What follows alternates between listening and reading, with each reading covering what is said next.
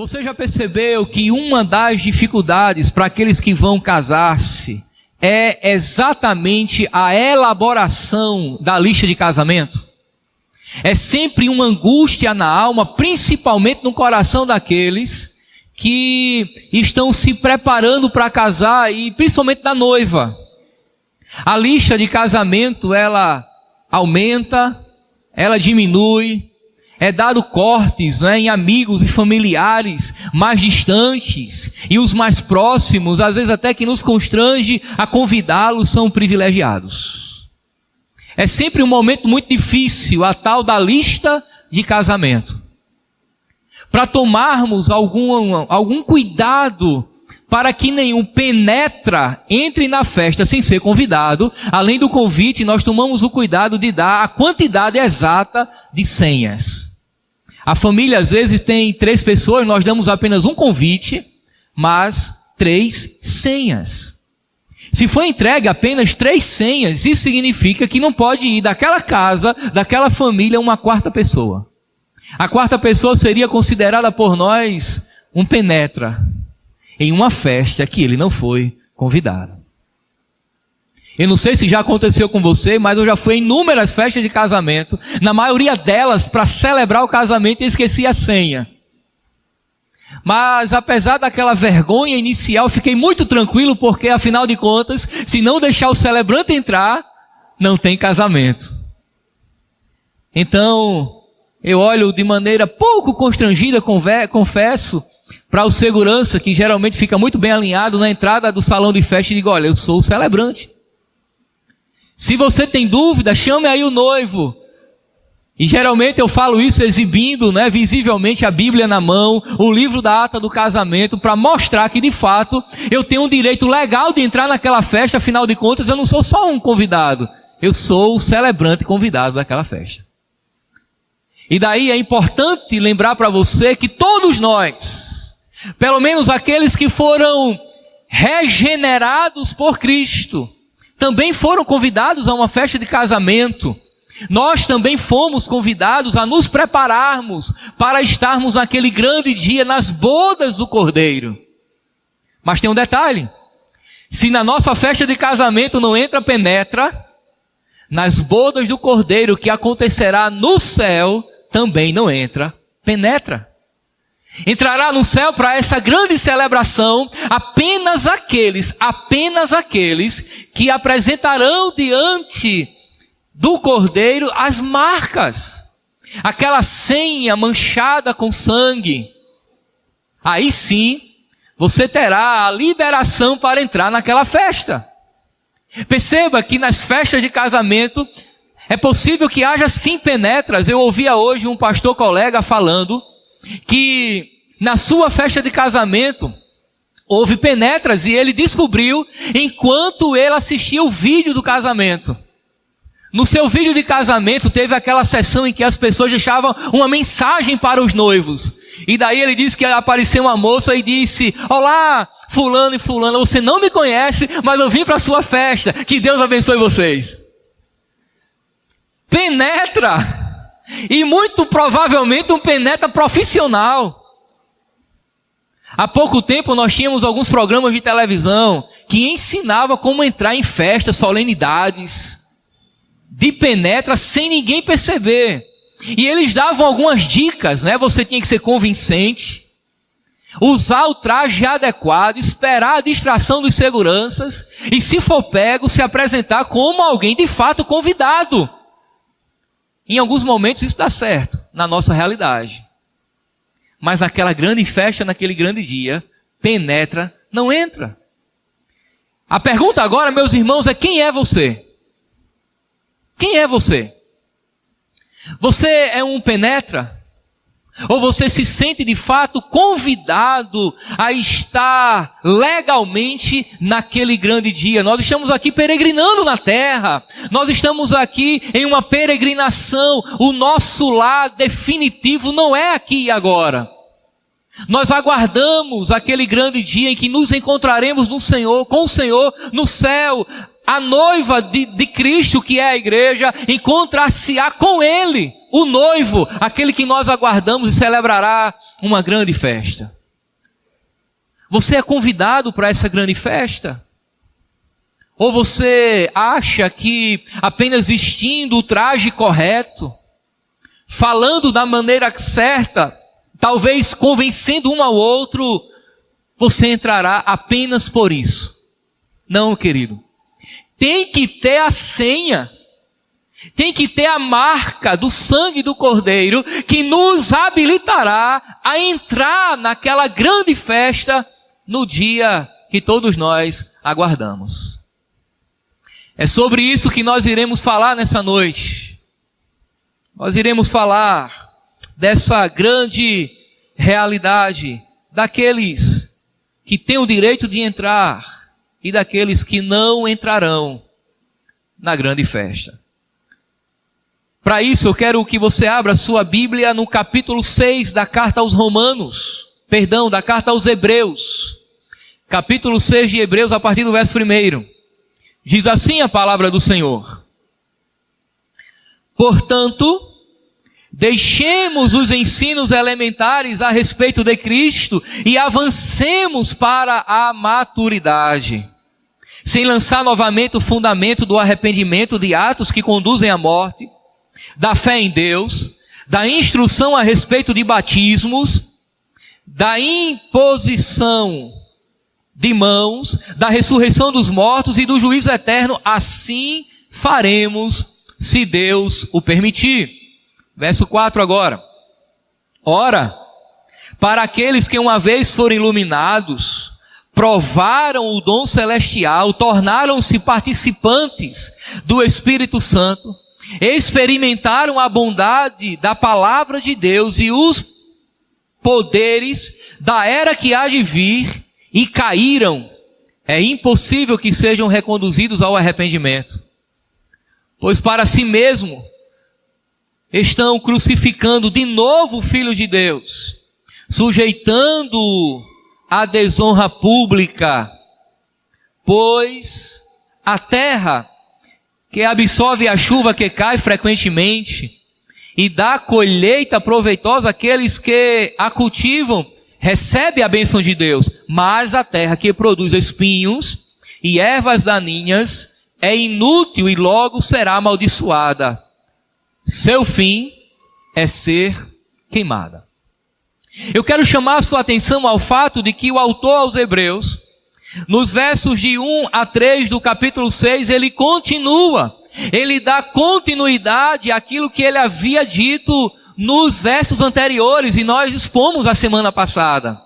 Perceba que a expressão portanto, traduzida na nossa versão na NVI, faz justamente um contato, um elo com aquilo que fora dito anteriormente. E a ideia, meus irmãos, aqui é a mesma. Ele diz: deixemos os ensinos elementares, e daí chama a atenção novamente dos seus leitores para o amadurecimento da fé. Ele chama, meus irmãos, a atenção dos seus leitores a continuar aprendendo de Deus, a fim de que Deus seja glorificado, a fim de que os seus leitores amadureçam na fé, abandonem o jardim da infância da sua fé.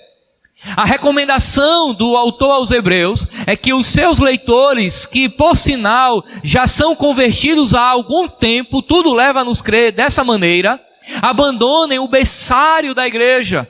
Já não é mais possível que pessoas com 30, 40, 50 anos ainda estejam num berçário tomando leitinho. A ideia dele é que todo cristão, ao nascer de novo, ele deve crescer na fé, ele deve amadurecer espiritualmente, começa tomando leite, e depois vem para o alimento sólido da sua fé espiritual, a ponto até de ter condições de se tornar mestre. Foi o que ele falou no texto anterior. Muito bem. Ao mesmo tempo que ele recomenda que cresçamos espiritualmente e amadureçamos, ele faz uma grave exortação, uma séria exortação à apostasia. Porque alguns daqueles irmãos estavam abandonando a sua fé em Cristo e retornando ao judaísmo. Por todas as razões que nós já aprendemos, mas vale a pena repetir, as perseguições eram muito fortes. E principalmente perseguição vindo de dentro do judaísmo. Alguns cristãos, intimidados pela perseguição, eles abandonavam a sua fé em Cristo, retornando ao judaísmo, e o autor considera isso apostasia, abandono da fé. E tem aqui, meus irmãos, uma severa advertência contra esta prática, e é sobre isso que nós vamos tratar. E a grande verdade dessa noite é que Deus nos chama para avançarmos na fé em direção a Cristo e nos alerta contra o real perigo da apostasia. Vamos ver essa verdade em 3 pontos à luz do texto. Em primeiro lugar, avancemos além dos rudimentos para que fiquemos cada vez mais fortes. É exatamente a recomendação que surge nos primeiros versos do texto que lemos. Deixemos os ensinos elementares a respeito de Cristo e avancemos para a maturidade. Olha que coisa interessante. O autor recomenda que saiamos do jardim de infância. Você percebe que alguns dos nossos irmãos já se converteram há décadas, há muito tempo, mas continuam no jardim de infância da fé? Eles estão meio que vivendo com Peter Pan na terra do nunca. Você sabe o mistério da terra do nunca? Bem, não sei se você já assistiu Peter Pan, eu acredito que sim. Mas Peter Pan, ele não quer sair da terra do nunca. Ele luta contra o Capitão Gancho, ele é uma criança alegre, ele é sagaz, ele é perspicaz. Ele ironiza com o Capitão Gancho e brinca com a Sininho. Mas ele não quer sair da terra do nunca. A razão é que na terra do nunca ninguém nunca cresce.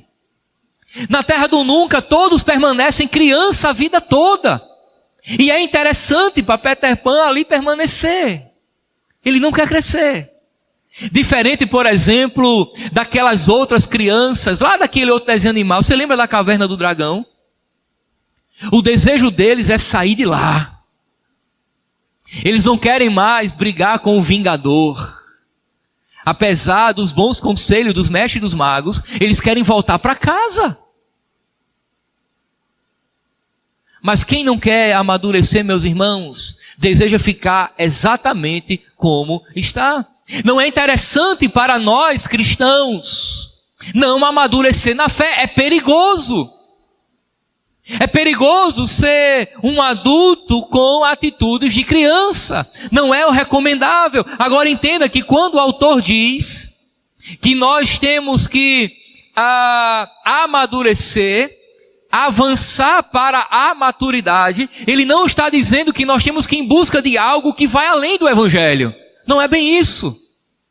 Nós fomos ensinados no Evangelho, e a recomendação não é esgotar o Evangelho e partir para uma outra experiência que possa me trazer um conhecimento oculto, secreto, místico. A ideia não é essa. Avançar na fé é continuar estudando o Evangelho. Afinal de contas, o Evangelho nunca será esgotado. É uma fonte inesgotável de sabedoria divina. É uma fonte inesgotável de alimento que nos sustenta todos os dias. É o pão que tira a nossa fome. É a água que sacia a nossa sede. E quanto mais aprendemos do Evangelho, mais do Evangelho tem para aprender. Você já percebeu que é exatamente esse um dos pontos que torna o Evangelho e a pessoa do próprio Deus mais fascinante? Quanto mais você conhece a Deus, mais de Deus tem para conhecer. E isso acontecerá eternamente, pois chegará um dia em que nós estaremos diante do Cordeiro, diante do próprio Deus, face a face, conhecendo a Deus, e nunca o conheceremos plenamente, sempre haverá algo de Deus para conhecer, e isso não nos espelha, isso nos atrai. O conhecimento, meus irmãos, aprofundado do Evangelho para que haja maturidade, não é um privilégio de alguns. Deve ser a obrigação e o direito de todos. Parece até um jargão político, não é verdade? Mas não é. Tem que ser desejado por todo mundo. Por todos aqueles que, de fato, tiveram um novo nascimento. Não é um conhecimento secreto que vai além do Evangelho e apenas os escolhidos, os iniciados, terão a oportunidade, não. O Evangelho, de maneira aprofundada, deve ser apresentado a todo mundo. Não sei se você já viveu em alguns contextos em que alguns pontos teológicos ensinados pela palavra de Deus devem ser evitados. O argumento é o seguinte: não vamos tocar nesse assunto porque a igreja não tem condições de absorver. Não vamos falar acerca desse tema porque pode causar confusão na mente dos irmãos. Lê do engano. Não deve haver nenhum ponto do Evangelho que não seja explicado para a igreja. Como que o povo vai saber das verdades mais elementares e as mais profundas se essas não forem apresentadas? Nós não podemos nos intimidar e achar que a igreja não tem condições de aprender aquilo que é mais consistente, ou porque vai causar confusão na mente do povo. Confusão na mente da igreja acontece quando não é ensinado o verdadeiro Evangelho.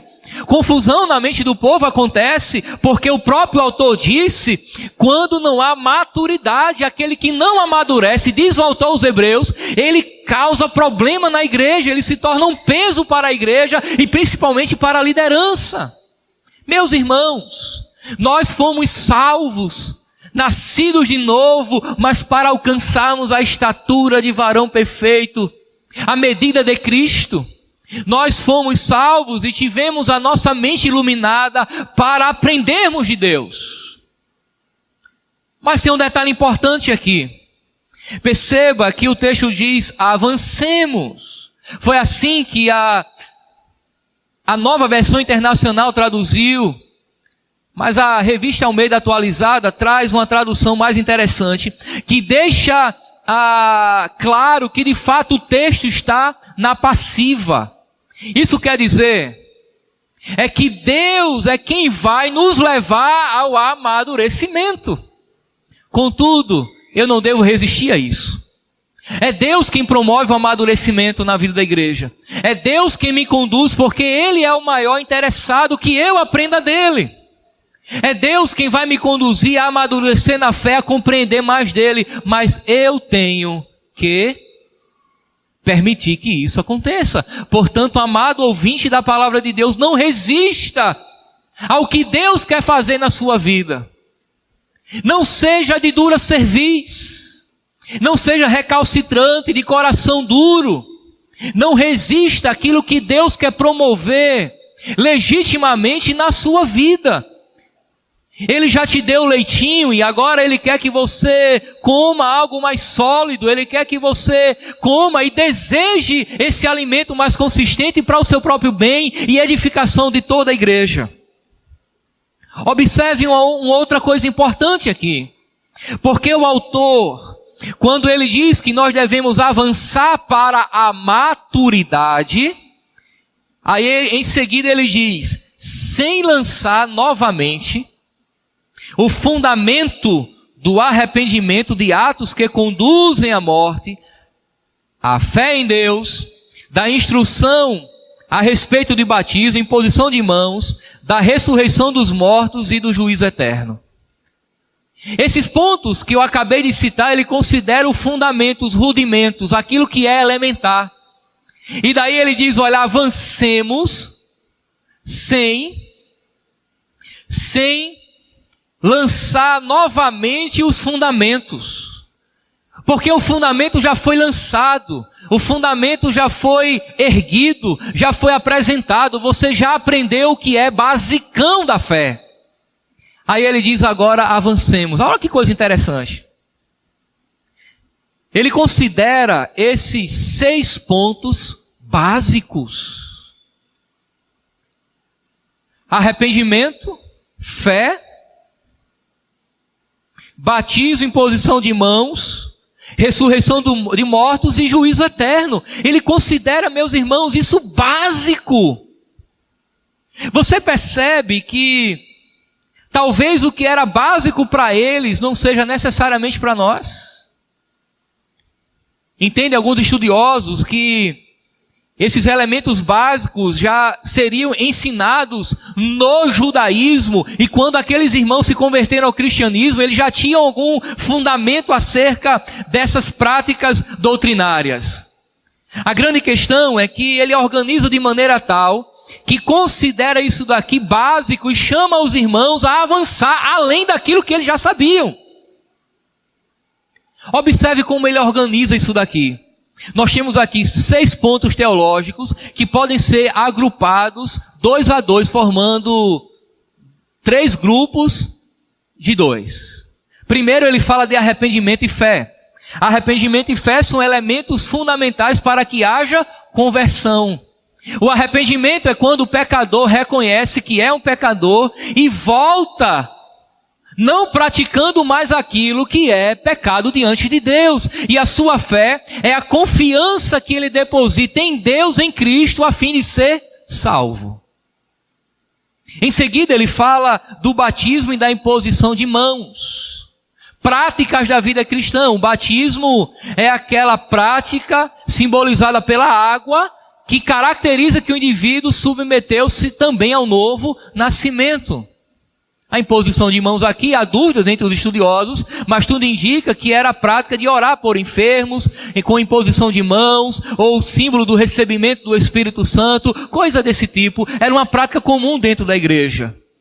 Em seguida ele fala da ressurreição dos mortos, provavelmente já apontando para a ressurreição de Cristo, pois se Cristo não ressuscitou, é vã a nossa fé. Que finalidade teria de estarmos aqui nessa noite se Jesus não tivesse ressuscitado dos mortos? Que finalidade teria nos reunirmos domingo após domingo se de fato Jesus não tivesse ressuscitado dos mortos? Mas em seguida ele diz, e do juízo eterno. Aponta também para a nossa ressurreição, pois se Cristo ressuscitou, nós também ressuscitaremos e nos apresentaremos diante dele para sermos julgados, tanto os justos quanto os injustos. A pergunta agora para você é, o quanto você sabe acerca dessas doutrinas que para os leitores do autor aos Hebreus era básico? Se lhe fosse dada a oportunidade de explicar para alguém acerca desses pontos doutrinários, o quanto você sabe de arrependimento? O quanto você sabe de fé? Quando você evangeliza alguém, por favor, eu não quero aqui lhe intimidar, eu quero que você reflita acerca dessas coisas. Quando você evangeliza alguém e fala acerca de arrependimento e fé, você sabe do que você está falando, isso é básico. Quando você vai explicar acerca do batismo nas águas, o quanto você sabe? Acerca da ressurreição, do juízo eterno, quanto você sabe? O autor considera isso básico e diz, olha, lancemos mão do que é básico e avancemos para a maturidade. Vamos aprofundar isso, é o que ele está dizendo. Mas o quanto você sabe acerca da sua fé em Cristo? Você já foi confrontado por alguém que bateu a sua porta, por exemplo, para tentar lhe convencer de uma outra fé, de uma outra religião? Como você justificou a causa da sua fé? O quanto você sabe? Você percebe que teologia é importante para a vida da igreja? Quando a teologia da igreja é fraca, a igreja é fraca. Homens que não conhecem teologia são homens fracos na fé. Mulheres de teologia fraca são mulheres frágeis. Logo, toda a igreja está suscetível ao pecado. O ensino aprofundado das Escrituras, meus irmãos, não é uma falácia teológica, não é um discurso teologizado, não é o desejo dos mestres da igreja, é uma recomendação do próprio Deus, para que possamos conhecê-lo mais, para que possamos ter uma fé madura e inabalável, que não tem desejo por retroceder, mas é necessário avançarmos. O quanto você sabe acerca da fé evangélica? Você já saiu do jardim da infância? Você já avançou um pouco mais? Será que o tempo que você tem na fé, a maturidade que você tem na fé, corresponde ao tempo que você já compartilhou, ou que você já confessou Cristo, perdão? Eu me converti aos 16 anos de idade, eu fui salvo pelo Senhor aos 16 anos de idade. Hoje eu tenho 38. Bem, eu não sou muito bom de matemática, mas vamos arredondar em 20 anos. Fazer aí uma conta redonda. E meus irmãos, eu não posso ser na fé o mesmo que eu era nos primeiros meses de nascido. Bem, o pequeno Gael está na UTI do hospital. Ele é um bebê prematuro, tem apenas alguns dias de vida e ele está se alimentando de leitinho. Mas em breve o Gael será recuperado e a sua mãe será responsável por dar alimento sólido. Porque toda criança amadurece. E se o Gael não amadurecer, o diagnóstico será terrível. Ele deve ter algum retardo. Porque ele já tem 10 anos e se comporta como um bebê de 3. Alguma coisa, alguma deficiência há na estrutura física do Gael. É por isso que toda mamãe espera que o seu filho nasça, cresça, se desenvolva, amadureça e saia de casa. Case e tenha sua própria família porque amadureceu. Bem, é a analogia perfeita para compararmos a nossa fé. É necessário que você saia do jardim da infância, amadureça, se alimente solidamente e caminhe. Mas há uma segunda verdade aqui nessa noite. Haverá entre nós aqueles que nunca foram dos nossos. E daí eu chamo a sua atenção a um texto que na realidade é um ponto de tensão entre os estudiosos. Mas eu acredito que para nós não será tanto. O verso 4 diz assim: ora, aqueles que uma vez foram iluminados, provaram o dom celestial, tornaram-se participantes do Espírito Santo, experimentaram a bondade de Deus da palavra, a bondade da palavra de Deus e os poderes da era por vir, e caíram. É impossível que sejam reconduzidos ao arrependimento, pois para si mesmos estão crucificando de novo o Filho de Deus, sujeitando a desonra pública. Esse texto aqui, meus irmãos, ele é fortemente utilizado por aqueles que defendem a perda da salvação. Bem, aqueles que teologicamente argumentam dessa forma dizem, olha aqui, eles foram iluminados, provaram do dom celestial até da era por vir, mas uma vez que se afastaram, eles foram condenados, logo eles eram salvos e perderam a sua salvação. A pergunta é, será que é isso que o texto está dizendo? Será que o texto está fundamentando esta verdade? Talvez uma leitura superficial, desatenta do texto, fora do seu contexto, leve a crer dessa forma. Mas não é isso que o texto está dizendo. Por favor, decore, aprenda uma regra de interpretação bíblica. Um princípio elementar que todo crente deve aprender para interpretar corretamente as Escrituras é que a Escritura interpreta a própria Escritura. Ou seja, um texto mais difícil, uma passagem bíblica mais complexa, mais difícil, ela deve ser interpretada à luz de textos mais fáceis. Confrontar a Escritura com a Escritura. Se você lê a Bíblia e não entende o que ela está dizendo a princípio, você tem que partir para o restante de toda ela a fim de compreender se o texto está falando uma coisa ou outra. Entenda que a palavra de Deus, ela nunca entra em contradição. Não pode haver duas verdades. Ou salvação se perde, ou salvação não se perde. E nós cremos na segurança da salvação. Nós cremos assim, mas como justificar? Vamos partir para alguns textos bíblicos. Eu queria que você me acompanhasse por uma breve caminhada. Permaneça com a sua Bíblia aberta. Olha só, vamos ler Romanos capítulo 8. Romanos capítulo 8. Verso 29. Olha só o que diz o apóstolo Paulo.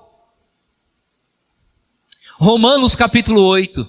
O apóstolo Paulo diz assim: pois aqueles que de antemão conheceu, também os predestinou para serem conformes à imagem de seu Filho, a fim de que ele seja o primeiro entre muitos irmãos.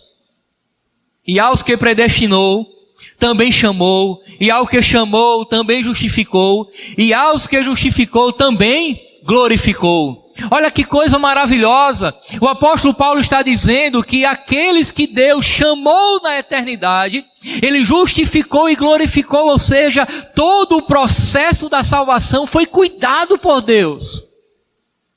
Paulo está dizendo que uma vez que eu e você, que nós fomos chamados por Deus, antes da fundação do mundo, esse chamado foi concretizado em um período histórico da nossa vida, e Deus está cuidando de nós de tal maneira que nós seremos glorificados no fim.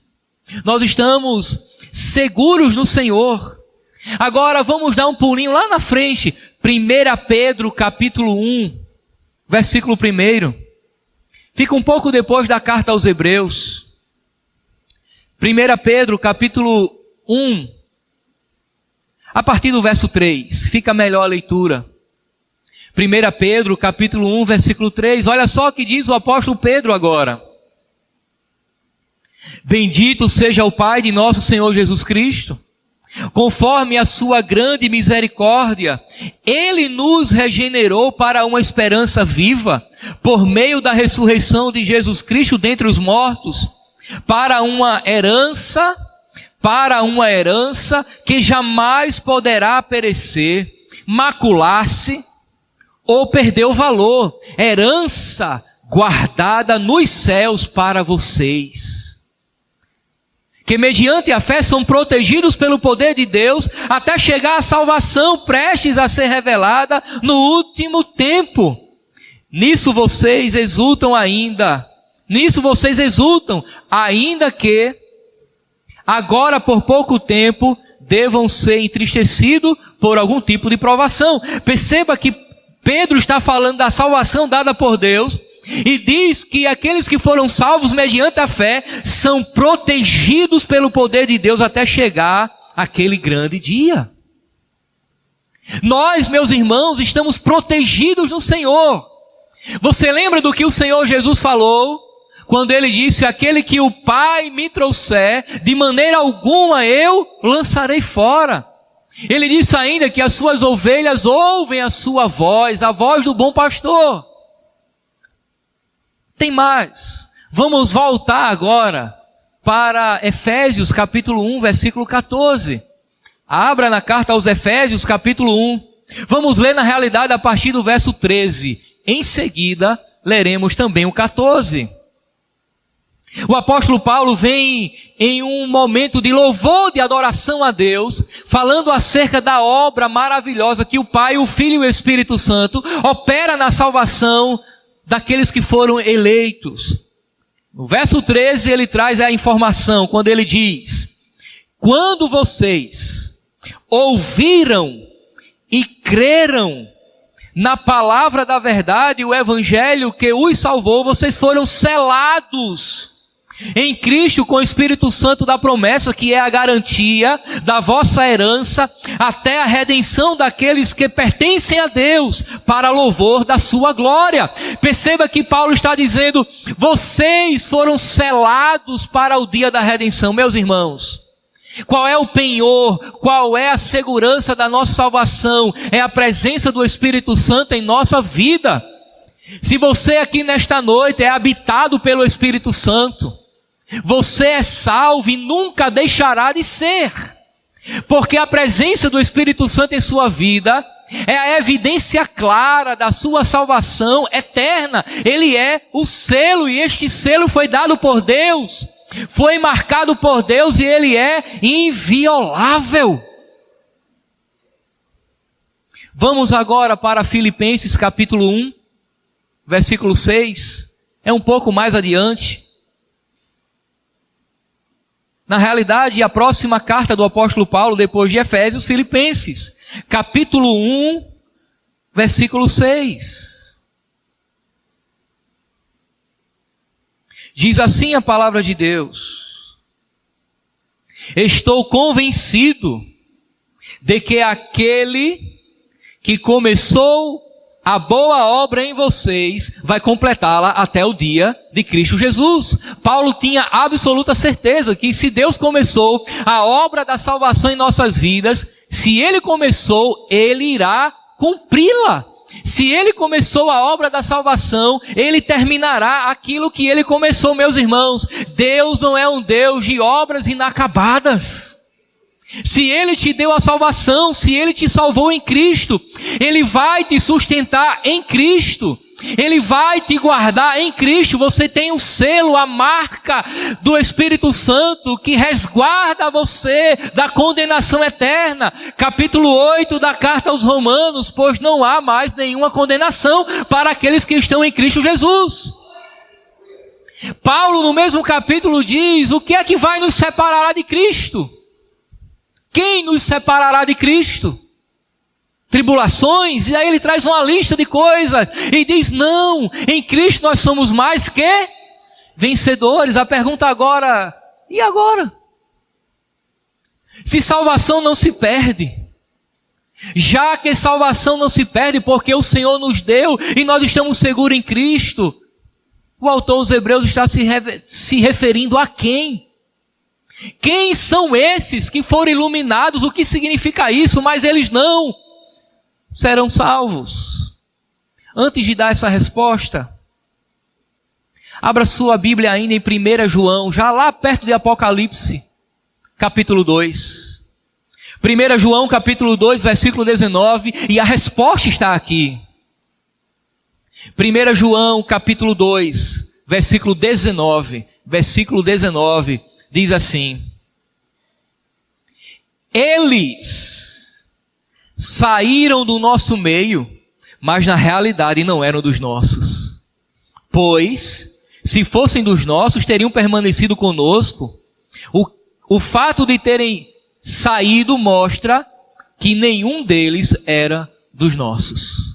Sabe qual é o problema, meus irmãos? Agora, o X da questão é que o autor aos Hebreus está falando de um grupo de pessoas que estão com as roupas certas para a festa. Eles fizeram o penteado certo para a ocasião. Eles se comportam como convidados, mas não são dos nossos.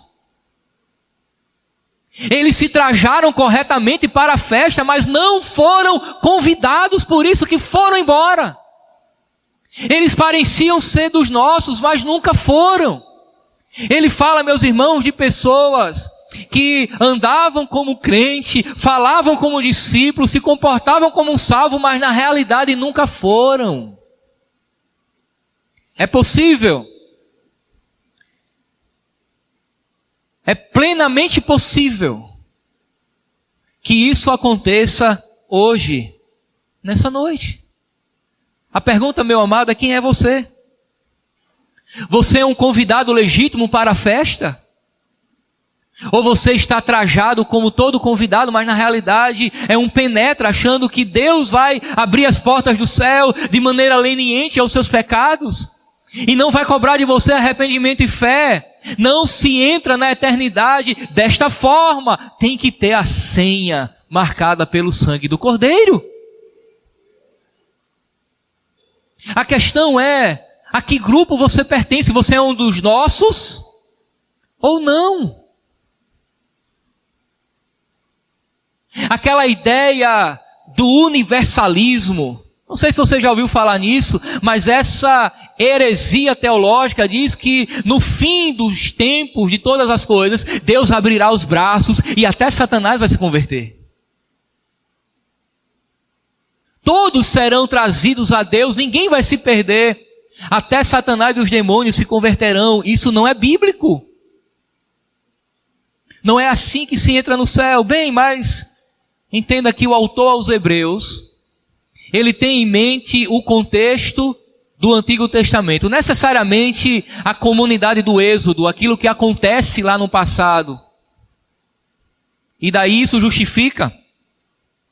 Porque ele está falando para judeus convertidos, ele está falando para aqueles cristãos que conheciam o judaísmo e apela para o que aconteceu no passado. E daí ele diz que aqueles foram iluminados, provaram do dom celestial. Como que isso pode acontecer? Como é que uma pessoa que provou tanta coisa boa da parte de Deus, mesmo assim ainda não é salvo? Vamos voltar um pouco no tempo? Porque o autor aos Hebreus tem em mente o que aconteceu no deserto. Foi no deserto que Deus abriu o Mar Vermelho. Foi no deserto que Deus mandou o maná, que eles comiam diariamente. Foi no deserto em que eles receberam a lei. Foi no deserto que eles foram recebedores do pacto da aliança. A grande questão é que tudo aquilo eram evidências externas. Haviam aqueles que desfrutaram de todas as bênçãos de Deus, ouviram a palavra de Deus, até entenderam a palavra de Deus, mas nunca pertenceram a Deus. Haviam israelitas que peregrinaram no deserto, mas nunca foram verdadeiramente povo de Deus, assim como pode haver nessa noite. Talvez aqui algumas pessoas que aprenderam a palavra, tiveram até algum entendimento da palavra, foram até abençoados pela palavra, mas nunca tiveram um novo nascimento. É esse grupo que o autor aos Hebreus está falando. É o perigo, meus irmãos, da apostasia. Parecia ser dos nossos, mas nunca foram. Na realidade, eles abandonaram a fé, eles saíram da comunidade da fé, porque nunca foram salvos. Nunca foram. Você lembra que Jesus deixou isso muito claro? Jesus disse que naquele grande dia, muitos se apresentarão diante dele e disseram: Senhor, em teu nome expulsamos demônios. Em teu nome curamos enfermos. Jesus vai dizer: olha, se aparte porque você não é um dos nossos. Apartai-vos de mim, vós que praticais a iniquidade. Bem, é necessário que haja alguns cuidados, porque não nos foi dado a capacidade de discernir quem é e quem não é salvo. E daí a gente precisa ter muito cuidado com isso, para não achar que todo mundo que já passou pela igreja e saiu, já está condenado ao inferno. Deus não nos deu essa capacidade. É possível mensurarmos se o fruto é bom, se o fruto é mau. Mas na realidade é Deus quem sonda e conhece o coração de cada pessoa. Ah, pastor, mas se... E o que é que o Senhor me diz? Aquele meu parente do meu vizinho, que saiu da igreja fazem 10 anos, bem, se for convertido, e se ele voltar, ele voltou depois de 30 anos, bem, se ele voltou, é porque ele era salvo. Mas ele morreu e nunca se arrependeu do seu pecado, então não era salvo. Mas, meus irmãos, não cabe a nós julgarmos quem é e quem não é. Nessa noite a reflexão é quem você é. A que grupo você pertence? Você é do grupo dos salvos ou dos grupos que pensam que é salvo? Você foi convencido pelo Espírito Santo de Deus, que testifica ao seu espírito que você de fato é filho de Deus? Você desfruta apenas de um conhecimento intelectual de Deus? Você sabe quem é Deus, até por uma tradição romana, não é? Você já ouviu falar de Jesus, você sabe o que é a Bíblia, você sabe onde fica a igreja, você é parente de crente, talvez filho, pai, mãe, e acha que isso já resolve todo o seu problema. Não resolve. A palavra de Deus, meus irmãos, nessa noite não é para que avaliemos quem é ou quem não é. A palavra nessa noite é que avaliemos se eu sou ou se eu não sou. Você percebe que a palavra de Deus ela abençoa até os não crentes? Aqueles incrédulos que vêm à igreja e são abençoados por ela. Deus gera conforto em seu coração, alegra no seu coração, gera perspectivas, mas necessariamente ele ainda não abriu o coração, ainda não é convertido. E às vezes é difícil identificar. Assim como é difícil identificar aquele que não foi convidado para estar em uma festa de casamento, todos estão bem vestidos. Perceba. Muito provavelmente, assim como os discípulos, nós também jamais diríamos que Judas não era verdadeiramente discípulo. Apenas na ceia, naquela última ceia, foi que foi revelado, mas ninguém disse. Nós não temos nenhuma evidência clara que alguém chegou para Jesus e disse: olha, Jesus, fica alerta. Eu não quero falar mal não, mas eu estou achando que Judas, ele está conosco, mas ele não é um de nós. Ninguém disse isso. Ninguém desconfiou que Judas fazia um caixa 2. Que ele roubava das ofertas que entravam para a manutenção do grupo apostólico e do próprio Jesus. Porque ele falava como discípulo, ele se vestia como discípulo, ele se comportava como discípulo. Mas verdadeiramente ele não era. Mas no momento da última ceia, Jesus disse: o traidor é aquele que põe a mão comigo aqui no prato, é aquele que come junto com a gente. Olha que coisa interessante, alguém perguntou: Senhor, por um acaso sou eu? Eles se acusaram, mas não tiveram a coragem de dizer que era Judas, de tão parecido que era. Você entende como isso é sério? Você entende como é importante eu provocar a sua consciência acerca do fato de se você é ou se você não é? Meus irmãos, esses questionamentos devem provocar, devem perturbar a nossa alma, porque se chegarmos à conclusão que sim, glória a Deus, nós somos filhos de Deus, eu sou verdadeiramente salvo, agora a minha atitude é glorificar a Deus e progredir para a maturidade. Mas se eu chegar à conclusão, mediante tanta provocação da palavra de Deus, que eu não sou, eu tenho que me arrepender, cair aos prantos e pedir perdão e dizer: Senhor, me salva, pois eu não quero ir para o inferno. Você entende a seriedade da coisa? A coisa se agrava ainda mais, por quê? Porque o autor diz que aqueles que desfrutaram dessa realidade, mas nunca foram salvos, uma vez que retrocederam, é impossível que sejam salvos. E agora? Sabe por quê? Porque eles estão crucificando novamente o Filho de Deus. Essa é a ideia. Eles estão escarnecendo de Cristo. O crucificar novamente aqui a Cristo é levar Cristo novamente ao escárnio, ao sofrimento, à vergonha. Exatamente como os fariseus faziam. Eles viam a obra de Cristo e escarneciam dela. Logo, a apostasia é semelhante ao pecado da blasfêmia contra o Espírito Santo, um pecado imperdoável, não há recuperação para esses. É impossível que ele seja salvo, não porque ele perdeu, mas ele nunca teve, e é impossível que tenha, se essa for a atitude de tal pessoa. Essa é a grande verdade, meus irmãos. Haverá entre nós aqueles que nunca foram nossos,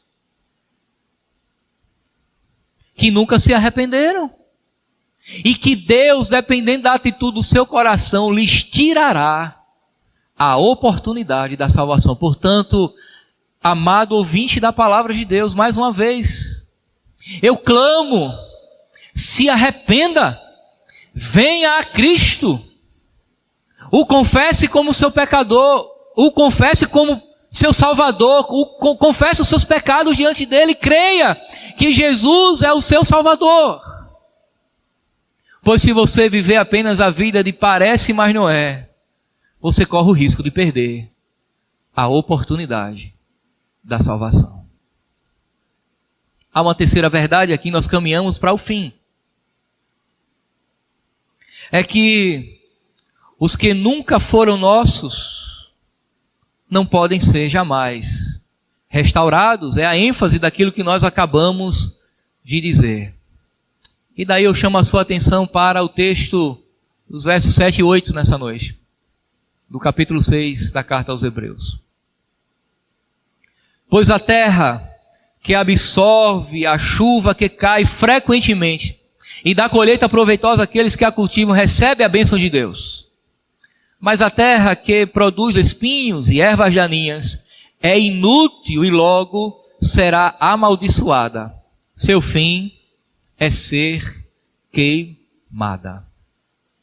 Você sabe que constantemente os autores bíblicos, principalmente no Antigo Testamento, os profetas, por exemplo, Isaías fez muito isso. Ele usa figuras agrícolas para se referir ao povo de Deus. Por exemplo, no Antigo Testamento, Israel é comparada a uma figueira. E assim nós encontramos outros exemplos. Jesus também fez uso de elementos da natureza para falar acerca de pessoas que se converteram aparentemente, mas na realidade não se firmaram. Você lembra daquela parábola do semeador? Ela caiu em terra boa, mas outras não caíram em terra boa. Caiu numa terra seca e pedregosa, cheia de espinhos, e ela não prosperou. E quando nós nos apresentamos diante daquilo que não prospera, nós arrancamos e lançamos no fogo. O que o autor está dizendo é que essas pessoas que nunca foram discípulos de Jesus, inevitavelmente, elas serão lançadas e condenadas eternamente. Nós temos dificuldade de compreender a ideia de condenação eterna, porque ainda não compreendemos o caráter divino. Deus é justo juiz. Deus, ele não condena inocentes, por isso que ele salva pelos méritos de Cristo. Mas todo aquele que será condenado, e a condenação será fundamentada no seu próprio pecado. Ninguém é inocente no momento da condenação. Não há pecador inocente diante de Deus. Ninguém, absolutamente ninguém, é inocente diante de Deus. E o fim, meus irmãos, para aqueles que não se curvaram a Cristo é condenação. Se você pode imaginar o que é um deleite eterno, e nós nos alegramos nisso, tente trazer à sua memória o que é um tormento eterno. Quem aqui já passou por um profundo momento de angústia? Eu, não diferente de você, já passei. De passar uma noite, 2, 3, já passei até 4 noites sem dormir direito, é atormentador. Você passa horas e horas da madrugada tentando resolver problemas que necessariamente você não encontra a solução. Isso machuca, dói a alma e leva você ao sofrimento. Quem aqui já teve a experiência de passar por um processo depressivo, por exemplo? Não é uma boa experiência. Eu nunca tive essa, conheço pessoas que tiveram e os relatos são sempre dramáticos. Mas noites de tormento passam. É possível sair de um estado depressivo. Mas o que você me diria de uma condenação eterna, de uma condição de um estado de sofrimento que nunca se acaba? Você não tem que vir a Cristo com medo do inferno, mas é necessário que você saiba da má notícia. É que aqueles que não se convertem a Cristo, sim, herdarão o inferno, mas há uma boa notícia, que aqueles que creem em Jesus são livres dele e salvos pela graça do tormento eterno. A grande questão, meu amado, é se você é um dos nossos ou se você não é um dos nossos. Quem é você? Você está com a senha correta para participar grande banquete? Bem, diferente da minha experiência, você não pode esquecer a senha. Na realidade, você não esquecerá. Porque ela está cravada em você.